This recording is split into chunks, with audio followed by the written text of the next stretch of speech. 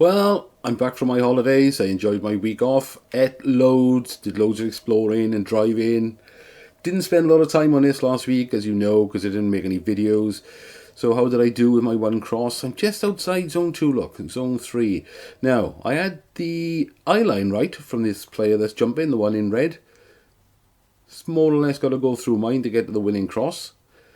The problem always was going to be the height. The player in red wasn't the issue, was he? You could get a good eye line off him, but it was how high is this fella all the way down here? That's a lot lower than him looking. That was always going to be a tricky one. So let's have a look at the judges, see what they did. See, looking at that judge in there, I don't think that's that bad at all. That's a very narrow band going up from the player in red. And they're all more or less clumped together in a cluster, which is what we want to see. And the reason I play one cross these days is because I said to myself months ago, I'm not giving my hard-earned money, well, it's not hard-earned money, I got an easy job, but either way, I'm not giving my money to BOTB until the standard of judging improves. And in times like this, even though I was zone 3, I look at this and I think, yeah, that's feasible, because it's a very narrow band from this player in red. Like I said, the problem was with the height, and the only real player we had to go by was this one down here on the right hand side here. I'm wiggling the mouse over. There is one down at the bottom here. That makes no sense to where the fella is looking, so that's clearly going to go. That doesn't add up at all. I don't know whose idea that was, but let's have a look, see what they decided to do. Alright, so that was Joe Thompson's cross, and yeah, they took it out. Of course they took it out. It didn't make sense.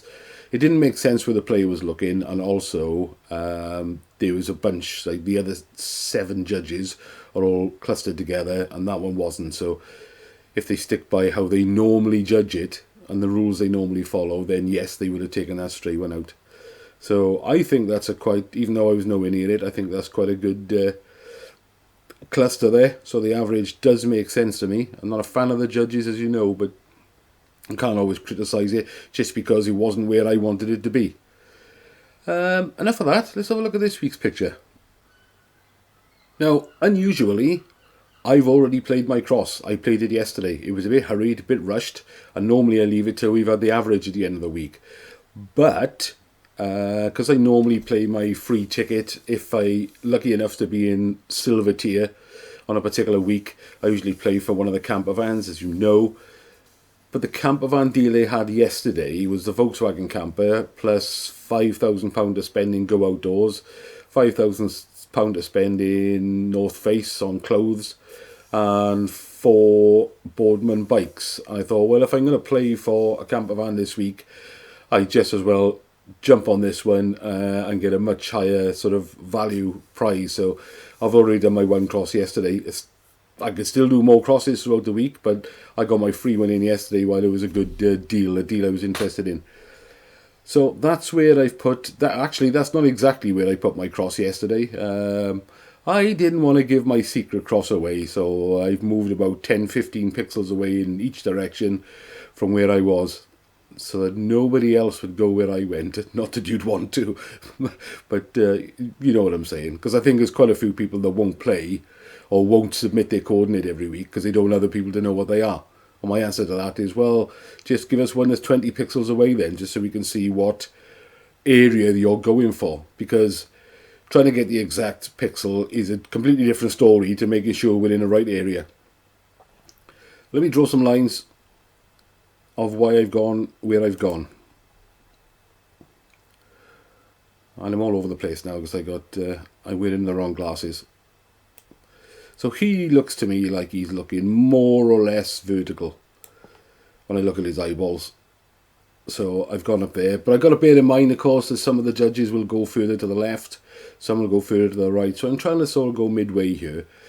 This one is a bit like last week's. This is a tricky one. It's this fella's determining the height. So let's draw some from his eyeball up there. Now I think he's looking around that sort of height, roughly around there. So look, sensible to you, which is why I've gone where I've gone, which is 23971259. I'll put that in the comments. Let me get the, what's it called, target. Let me get the target in there and see how that looks. Now, are they both looking at that zone 1, zone 2 area? Yeah, I mean, I might not be spot on, but yeah, I think they are looking in the right sort of area there. I think they're going to go, I think the average will be more or less a straight line above the player in red's head. But like I said, it's the height is always the issue here from the other player, and how each one of us perceive how high or low it is. But that's what I'm going so far. So let's do what we normally do before I had the cheek to go on holiday, and submit your coordinate for this week. And then Saturday morning I'll make another video. We'll have all the coordinates in a picture and we can see where we think the average is. Don't think the average... Oh no, we didn't do one last week. That's why it wasn't very close. You pillock. Right, what else was I going to do? Oh, Revcomps. What have I done for this week then? Let's have a quick look. So I got a couple of tickets on this camper van, of course. Was there much else I was interested in? Oh, I like the look of this this Audi S1 4-wheel drive. I think it's about 200 or 300 brake horsepower, manual gearbox. That would be a proper laugh, but I didn't want to spend it on that.